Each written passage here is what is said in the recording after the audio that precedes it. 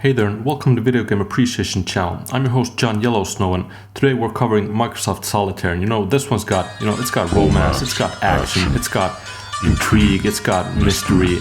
And actually, did you know that Microsoft Solitaire is based on real events, which are in turn told in the book series Game of Thrones by R.R.R. Martin, the seal guy. And this game is based in medieval times in Europe, and it tells the story, saga of these rival houses, and every family is like trying to claim the Iron Throne for themselves and trying to be the worthy heir to the deceased ruler. And the game itself is presented in a pretty minimalistic fashion. You got these four factions, and these cards represent, I haven't even watched Game of Thrones, so I just know John Yellowsnow, and this one's probably, the blonde dragon queen person thing. But what I do know is that you're supposed to stack these cards starting from the lowest to the highest, but on the deck, on the table, you can only stack them the other way around, and that creates some really exciting gameplay. Just whoa, that's some next level shit here. And the worst part actually is, this is a true story. Back in the day, kids, when they got on a computer, you didn't even have the internet, or if you did, it was so complicated to get in and the speeds were so slow. So this was the best entertainment that you had if you hadn't installed any other games on your system. And if you got on your parents' office computer, this was it. This was intriguing. This was mind-blowing excitement. The plot of this game pretty much follows the plot of Game of Thrones, so if you watched that, you know it already, so it's basically just these people with really poor genital hygiene having sex and killing each other, and also really poor dental hygiene as well, so you can imagine those tooth rot smooches. That's gross, that's disgusting.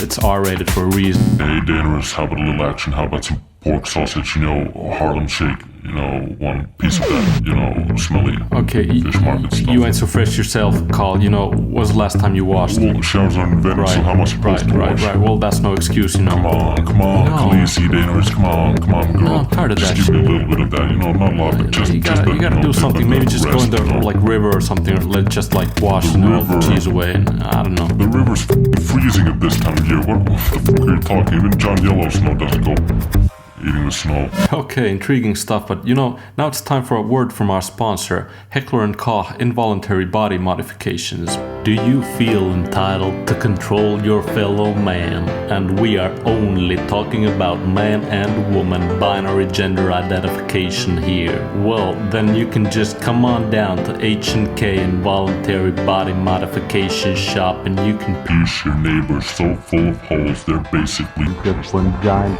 goo puddle of jelly. Now, on the subject of binary gender identification, there's a test called the Bechdel or Bechdel test that basically measures if women are represented in film or media enough, and you just gotta have two female characters that have names, and they're forget the rest. They're probably talking about men. That's what they always do, right? Well, here's a Bechdel test joke for you. Hey, Danners, hey girl, what you doing with that hockey puck up your vajayjay? Well, LaShonda, I prefer this to the mammoth hair tampons, because, this isn't itchy as fuck, and it lasts for 3 periods. Right, so basically you're just trying to rack all of these cards up into these stacks and kind of deplete the deck, and when you take new cards from the deck, they always come 3 at a time, and you can see the 3, but you can only use the topmost, after which you gain access to the next and the next and so forth. But a lot of people don't know that actually when you reach the end of the deck,